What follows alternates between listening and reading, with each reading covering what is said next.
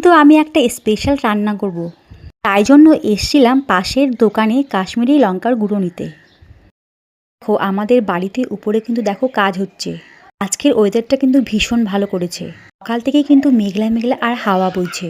আর জানো তো আমাদের শিলিগুড়িতে কাল রাতে কিন্তু প্রচুর ঝড় বৃষ্টি হয়েছে। এর ওখানে কি হয়েছে অবশ্যই জানাবে। করব কাঁঠাল চিংড়ি।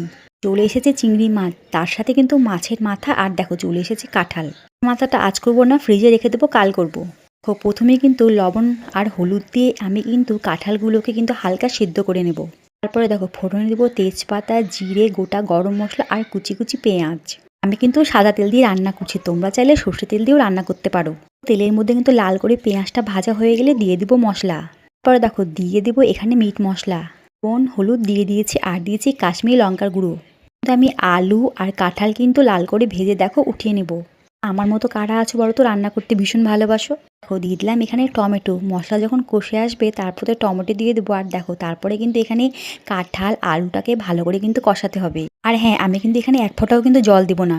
রান্নাটা কিন্তু হালকা আঁচে করতে হবে। এবার দিয়ে দেবো ভেজে রাখা চিংড়ি মাছ। এটা কিন্তু একদম কষা কষা মাংসের মতো হবে। আবারও কিন্তু ভালো করে কষিয়ে নেব। আমি কিন্তু এখানে এক ফোঁটাও জল ইউজ করিনি, কিন্তু দারুণ হয়েছিল। তোমরাও চাইলে এভাবে কিন্তু ট্রাই করতে পারো। ব্লগটি দেখার জন্য অনেক ধন্যবাদ, অনেক ভালোবাসা।